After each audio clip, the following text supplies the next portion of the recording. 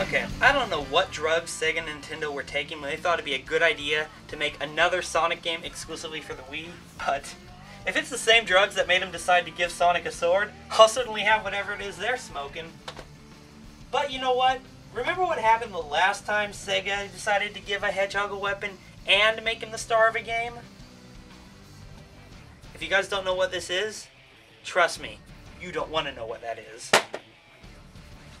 But one thing that does fill me with dread, no matter how you look at it, is the last Sonic Storybook Series game, Sonic and the Secret Rings. This game, flat out, the worst Sonic game I have ever played.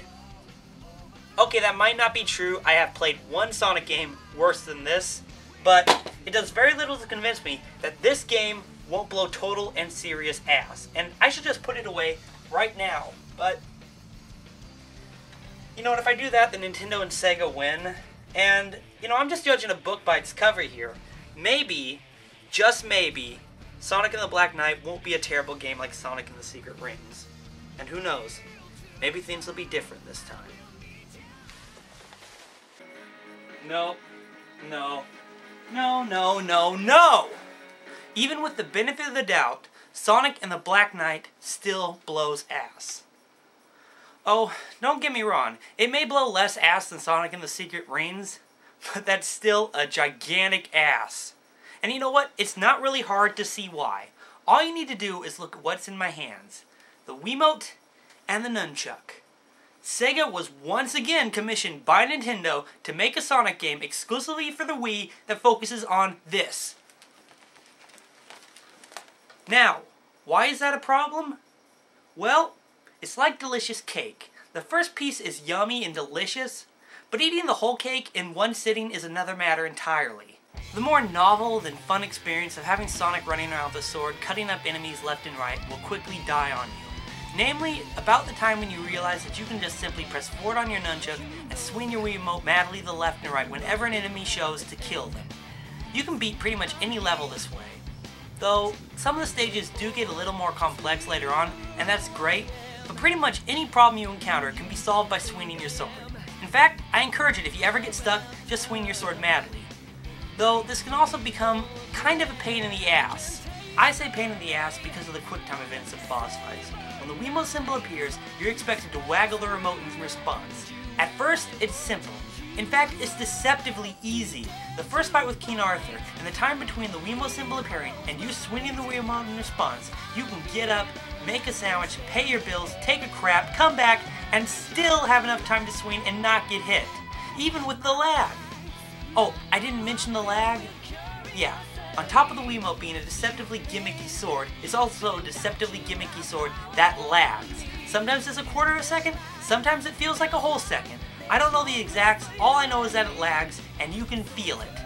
Okay, you can't really feel it outside of boss battles since you can just swing early and proceed to waggle your way to the supreme victory, but in the boss battles, where the timing is so small and the lag is so predominant, that unless you know the pattern of attacks, have an inhumanly fast response time, or a 12-year-old high on crystal meth, you are going to get hit again and again and again. I never thought I'd actually say this, but I miss the homing attack in Sonic and the Secret Rings. I actually miss it! At least the stages in S&TBK are nice looking, and the levels aren't ultimately designed to have many points where your survival hinges on your ability to kill a common enemy or foe. You can also play as Shadow, Knuckles, and Blaze on the later levels, which is pretty cool, and you can even forge some additional weapons for them, which is nice as well. But I really would have liked a way to sort through the equipment, because during the later levels you eventually accumulate so much crap, to not have a way to sort them just seems completely unprofessional. And even though Sonic still can't turn around and move backwards, at least he doesn't move back like a truck anymore. But what has improved immensely is the atmosphere of the world, the characters, the movies, and the overall story. I mean, I'm amazed Sega finally realized that we'd rather see colors like blue, black, red, purple, and pink over this. And the moving and wriggling backgrounds during the story does help distract you from the fact that you're just watching a voiced storyboard rather than an animated scene. And the twist mid-game is pretty cool too, but ultimately the best change to Sonic and the Black Knight is the music. It's so much better than Rings. But honestly, an album of nursery rhymes sung by burping would have been better than the album of Rings. Well, That about covers it, and now you know. Sonic and the Burger King is a game that is only slightly better than its predecessor, which wasn't even close to being a good game in the first place, and is a game that you should watch your friend play before you even think of renting, and much less even contemplate of actually buying. What? I'm forgetting something? The multiplayer? What multiplayer? You can only play it if you can find 1, 2, or 3 friends dumb enough and or gullible enough to actually play it with you. Because there are no bots in this game and no way to play multiplayer without another player at least. And if I could seriously find 3 friends who wanted to play this with me, I'd really contemplate about getting new friends.